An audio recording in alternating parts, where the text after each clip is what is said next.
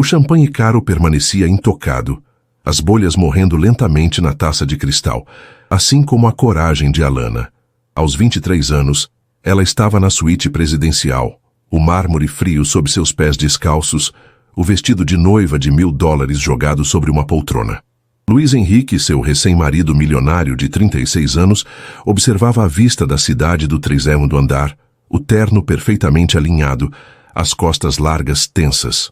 O momento havia chegado. Luiz Henrique, ela disse, a voz mal passando de um sussurro. Ele se virou, seus olhos castanhos impenetráveis. Eu preciso ser honesta. O que você espera de mim esta noite? Eu não sei fazer amor. Ela apertou as mãos, finalmente confessando o segredo que a sufocava. Eu sou virgem. O silêncio que se seguiu foi ensurdecedor. Alana esperava incompreensão, talvez até desprezo.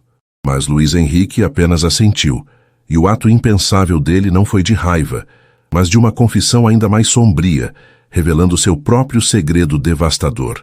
Não se preocupe, Alana, porque eu não consigo amar ninguém. Naquela noite de núpcias, 2 estranhos selaram um pacto silencioso. Um casamento de fachada que mal sabiam estava prestes a colidir com o destino. Se o começo dessa história já tocou seu coração, deixe o seu gostei para eu saber. Se inscreve no Histórias que Prendem Você para acompanhar o destino desse pacto surpreendente. Ah, e comente seu nome. Quem sabe ele não aparece por aqui. A primeira manhã de sua nova vida começou com um silêncio que era mais pesado que o edredom de seda egípcia. Alana acordou sozinha na cama gigantesca. O sol de São Paulo entrava impiedoso pela janela panorâmica, iluminando um quarto tão vasto e impessoal quanto o saguão do hotel onde haviam se casado. O cheiro de rosas frescas, dispostas em um vaso caríssimo no canto, parecia uma ironia. Rosas eram para romance, e o que ela vivia era um contrato. Ela encontrou Luiz Henrique na sala de café da manhã, que mais parecia a ala de um museu. Ele já estava de terno, perfeitamente barbeado, analisando gráficos em um tablet, enquanto tomava um café expresso. Ele ergueu os olhos quando ela entrou, e o olhar dele era o de um CEO analisando um balanço, não o de um marido para sua esposa. Bom dia, ele disse a voz firme. Dormiu bem? Sim, obrigada. O quarto é muito confortável, mentiu Alana, sentando-se na ponta oposta da mesa de mogno. Ela havia chorado até adormecer. Luiz Henrique deslizou o tablet pela mesa. Precisamos estabelecer os termos, Alana, para que não haja mal-entendidos. Alana sentiu o estômago revirar. O homem por quem ela havia se apaixonado secretamente, o homem que ela observara à distância por 1 ano na empresa, era este executivo frio. Ela se lembrava de um dia, meses antes do casamento arranjado, quando ele visitou a loja que ela gerenciava. Ele não apenas elogiou seus números, mas parou para ajudar uma funcionária que havia derrubado uma caixa, tratando-a com uma gentileza inesperada. Foi ali, naquele vislumbre de humanidade, que seu coração ingênuo decidiu se apegar. Esse homem gentil, porém, parecia ter desaparecido. Termos? Ela repetiu a voz baixa. Eu fui honesto sobre minha incapacidade, ele disse, evitando a palavra amor. Este casamento é uma necessidade para os negócios. Minha família, o conselho, eles valorizam a estabilidade. Um homem casado de 36 anos é visto como mais confiável. Ele se levantou caminhando até a janela, de costas para ela. A postura dele era de poder absoluto. Eu lhe darei tudo o que o dinheiro pode comprar. Esta casa, roupas, viagens, segurança financeira para o resto da sua vida. Você manterá seu cargo na empresa se desejar, embora eu sugira que assuma um papel mais social. Eventos de caridade, jantares. Ele se virou e seus olhos castanhos a fixaram.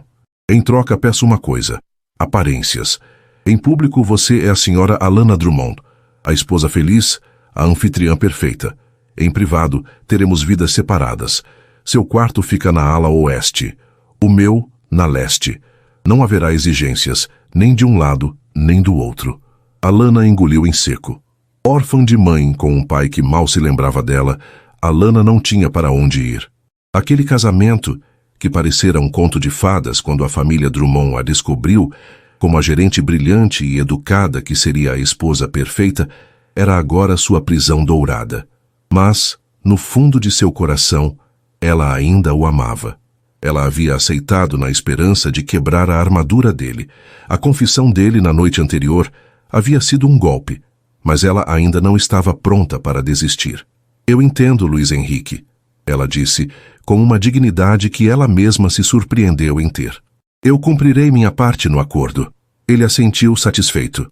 Ótimo, temos um almoço com meus pais no domingo. Esteja pronta ao meio-dia. Os dias se transformaram em semanas. A mansão era um labirinto de luxo e solidão. Alana passava os dias na biblioteca, lendo livros que nunca tivera tempo de ler, ou nadando na piscina infinita, onde a água era sempre mais quente que qualquer interação humana ali. Os empregados eram cordiais, mas distantes, tratando-a com a polidez reservada a um objeto de decoração caro. Luiz Henrique era um fantasma. Ele saía antes do nascer do sol e voltava muito depois que ela já havia jantado sozinha, ouvindo apenas o eco de seus talheres no silêncio da sala de jantar. O domingo do almoço em família chegou rápido demais. Dona Jordana, a sogra, entrou na casa como uma general inspecionando suas tropas. Seus olhos tão escuros e penetrantes quanto os do filho avaliaram Alana de cima a baixo. Senhor Raimundo, o pai, era um homem quieto, cuja presença era ofuscada pela energia cortante da esposa. Alana, querida, disse Jordana, oferecendo a bochecha para um beijo que não encostou. Vejo que está se adaptando. Espero que não esteja sobrecarregada. A gestão desta casa é um pouco mais complexa do que a de uma de nossas lojas, não é? O desprezo era velado, mas afiado. Alana sentiu o sangue subir ao rosto, mas manteve o sorriso. É tudo muito lindo, dona Jordana. Estou me acostumando. Ótimo, ela murmurou, ajeitando uma pérola no pescoço. Durante o almoço, ela fez questão de lembrar a Alana de sua sorte. Meu filho sempre foi tão focado. Ele precisa de paz em casa para lidar com o império. Ele não pode ter distrações. Alana olhou para Luiz Henrique, esperando que ele a defendesse, mas ele estava concentrado em cortar seu filé, o maxilar tenso. Alana não é uma distração, mãe. Ela entende seu papel. Aquelas palavras doeram mais do que qualquer farpa de Jordana. Seu papel. Ela não era uma esposa, era uma funcionária em um cargo que ela não entendia completamente. A rotina fria se estabeleceu. Um inverno emocional em plena primavera. Até que, um mês após o casamento, Luiz Henrique anunciou o primeiro grande evento social na mansão. Um jantar para investidores internacionais. Este jantar é crucial, Alana, ele disse em uma das raras vezes que a procurou em seu quarto. Tudo precisa estar perfeito, incluindo você. Na noite do evento, Alana sentiu o peso do acordo sobre seus ombros. Uma estilista, enviada por Luiz Henrique, a havia preparado. Ela se olhou no espelho. O vestido era de um azul profundo, quase noturno. Não era chamativo, mas a seda abraçava suas curvas de uma forma que a fazia se sentir, pela primeira vez em meses, bonita. Era sutilmente sensual, com uma fenda lateral que aparecia apenas quando ela andava, e um decote discreto que insinuava, mas não revelava. Seu cabelo estava preso em um coque solto, e a maquiagem realçava seus olhos. Quando ela desceu as escadarias de mármore, Luiz Henrique estava no hall de entrada ajustando a gravata. Ele parou. O movimento foi quase imperceptível, mas ele parou. Seus olhos percorreram-na, e pela primeira vez não era um olhar de avaliação de negócios. Havia algo mais ali, uma faísca de algo. Ele não disse nada, mas o silêncio dele foi mais eloquente do que qualquer elogio. Durante o jantar, Alana foi a personificação da graça. Ela lembrou-se de que era inteligente, de que sabia conversar. Ela debateu sobre vinhos com um investidor francês e discutiu tendências de mercado com uma empresária de Tóquio. Ela não era apenas a esposa troféu. Ela era a gerente brilhante que havia conquistado sua admiração. Luiz Henrique observava tudo do outro lado da mesa. Ele a viu rir de uma piada de um banqueiro suíço, o rosto dela se iluminando de uma forma que ele nunca tinha visto. Ele viu o banqueiro, um homem notoriamente difícil, inclinar-se em direção a ela, claramente encantado. Uma sensação estranha subiu pela garganta de Luiz Henrique. Era quente e desconfortável. Ele não sabia o que era, mas não gostou. Parecia posse. Ele, que se orgulhava de não sentir nada, estava sentindo algo que se assemelhava perigosamente a ciúme. Ou talvez, ele racionalizou, fosse apenas orgulho. Ela era um reflexo dele, afinal, e ela estava fazendo seu trabalho perfeitamente. Ele rapidamente reprimiu o sentimento. Era uma variável indesejada em sua equação, cuidadosamente controlada. Mais tarde, quando os últimos convidados foram embora, Alana estava na sala, tirando os sapatos de salto alto. A casa estava silenciosa novamente. Eles gostaram de você. A voz dele a assustou. Luiz Henrique estava parado na porta, observando-a. Eles gostaram da anfitriã, ela corrigiu, massageando os pés. Ele caminhou até ela. O cheiro do perfume caro dele, misturado com o leve aroma do uísque que ele havia tomado, a envolveu. Ele parou a poucos centímetros de distância. Alana teve que inclinar a cabeça para trás para olhá-lo. Você foi mais do que isso hoje, ele disse, a voz mais baixa do que o normal. Você foi impressionante. Ele ergueu a mão como se fosse tocar o rosto dela, mas parou no meio do caminho. Seus olhos caíram para os lábios dela. O ar na sala ficou denso, carregado de uma eletricidade que não existia entre eles desde... nunca. Alana prendeu a respiração. Era esse o momento? A esperança que ela mantinha escondida floresceu dolorosamente em seu peito. Mas então, a máscara dele voltou. Ele piscou como se saísse de um transe. Ele deu um passo para trás, o calor desaparecendo tão rápido quanto surgiu. Um bom trabalho, ele disse, a voz voltando ao tom executivo. Você provou ser um bom investimento, Alana. Ele se virou e foi embora, subindo as escadas em direção à sua ala leste. Alana ficou sozinha na sala vasta, o vestido de seda azul agora parecendo uma fantasia. Ela não chorou. Em vez disso, sentiu uma nova determinação. Ela tinha visto. Por um segundo, ela tinha visto uma rachadura na armadura dele.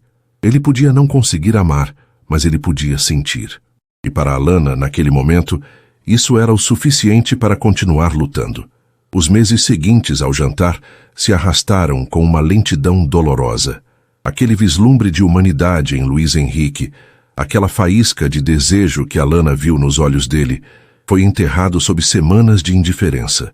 O inverno chegou, trazendo consigo um frio que parecia emanar de dentro das paredes de mármore da mansão. A rotina deles voltou a ser a de dois fantasmas educados que dividiam uma casa. Ele, imerso em planilhas e reuniões. Ela em livros e longas caminhadas pelo jardim geometricamente perfeito. Alana estava prestes a completar 24 anos. A juventude que deveria estar sendo vivida com paixão estava sendo gasta em jantares silenciosos e sorrisos forçados em eventos de caridade, onde ela desempenhava o papel da Sra. Drummond com uma perfeição que a deixava exausta. A solidão era uma companheira constante, mais presente e doa que qualquer um dos empregados ou do que o próprio marido. Luiz Henrique, por sua vez, estava no limite. A pressão para expandir os negócios para a Europa era implacável.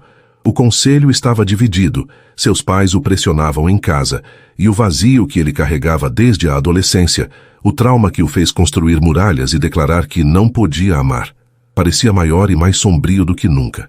Ele estava exausto de manter a armadura. A noite que mudaria tudo começou como todas as outras. Ele estava em seu escritório, na ala leste, ela em seu quarto, na ala oeste. Mas do lado de fora, o céu se partia em uma tempestade violenta, uma daquelas tempestades de verão que parecem rasgar o mundo. O primeiro trovão soou como uma explosão. Alana saltou na cama. Ela odiava tempestades. Desde criança, quando sua mãe a deixava sozinha para trabalhar em turnos duplos, o som da chuva violenta e dos raios a apavorava. Ela se encolheu sob as cobertas, tentando racionalizar o medo. Ela estava segura. Estava em uma fortaleza de concreto e vidro. Então, com um estalo seco e um zunido decrescente, a energia da mansão inteira caiu. O silêncio que se seguiu foi absoluto, quase mais assustador que o barulho. O breu era total. Alana sentiu o pânico subir pela garganta. Era irracional, ela sabia, mas seu coração batia descontrolado. Ela ficou paralisada por 1 minuto, 2, antes que outro trovão fizesse a casa inteira tremer. Eu não posso ficar aqui, ela sussurrou para o nada. Descalça, vestindo apenas uma camisola de seda simples, ela saiu do quarto tateando as paredes frias do corredor. Onde ele estava? O escritório. Ele sempre estava no escritório. Movida por um instinto que ia além do acordo deles, ela atravessou a ponte escura que ligava as duas alas da casa. Ela encontrou o escritório dele iluminado apenas pela luz azulada da tela do notebook, que funcionava à bateria. Luiz Henrique não estava trabalhando. Ele estava sentado na cadeira, a cabeça entre as mãos, as costas curvadas de um jeito que ela nunca tinha visto. Ele respirava de forma rápida e superficial. Alana parou na porta. Ele não a ouviu entrar. Luiz Henrique, ela chamou, a voz suave. Ele levantou a cabeça num sobressalto, os olhos arregalados, não de surpresa, mas de pânico. Ela percebeu que ele mal a enxergava. Ele estava tendo uma crise de ansiedade. Eu não... A rede... Os servidores caíram. Ele murmurou. Mas Alana sabia que não era sobre os servidores. Está tudo bem, ela disse, aproximando-se lentamente, como se estivesse lidando com um animal ferido. É só a tempestade. Você não entende. Ele ofegou, passando a mão pelo cabelo castanho, desalinhando-o pela primeira vez. É tudo demais. Se eu falhar, se eu deixar cair o que meu pai construiu... Pela primeira vez, Alana não viu o milionário. Ela não viu o homem que a tratava como um bom investimento. Ela viu um homem de 36 anos, aterrorizado pelo peso do mundo, tão assustado quanto ela estava da tempestade. Ela cruzou o escritório e, sem pensar, colocou a mão no ombro dele. O músculo sob sua palma estava duro como pedra. Respire, ela disse, sua própria voz surpreendentemente calma. O medo dela pela tempestade havia se dissipado, substituído por uma necessidade urgente de ancorar aquele homem. Olhe para mim, Luiz. Respire comigo. Ele ergueu os olhos. Na luz fraca do notebook, ela pôde ver o desespero ali. Ele tentou focar, e sua respiração começou a seguir a dela. 1, 2, 3. Inspirando. 1, 2, 3. Expirando. Eles ficaram assim por minutos, o único som sendo o da chuva, castigando as janelas e o ritmo constante da respiração dele se alinhando. Quando a respiração dele finalmente se acalmou, ele não se afastou do toque dela. Em vez disso, ele cobriu a mão dela com a sua. A pele dele estava fria. Eu tenho tanto medo de falhar, ele confessou, a voz rouca, a armadura rachando e caindo em pedaços. Eu tenho medo de ser uma fraude. Meu pai construiu isso do nada. E eu só sei manter. Eu não sei criar. Eu não sei sentir. A vulnerabilidade dele foi um espelho para a dela. Eu também tenho medo, ela sussurrou. Eu tenho medo dessa casa. Eu tenho medo de acordar todos os dias e não saber quem eu sou. De ser apenas um acessório. Eu me sinto tão sozinha, Luiz. Ele virou a mão e entrelaçou seus dedos nos dela. Ele olhou para ela. Realmente olhou para ela, talvez pela primeira vez desde que se casaram. Ele viu a força silenciosa que ela usava para suportar a frieza dele, a dignidade com que ela navegava pela solidão que ele impôs. Você não é um acessório, Alana, ele disse, a voz cheia de uma emoção que ele mesmo não reconhecia. Você é real, a única coisa real nesta casa. A barreira havia se quebrado. A tempestade lá fora era um eco distante da turbulência que se acalmava entre eles.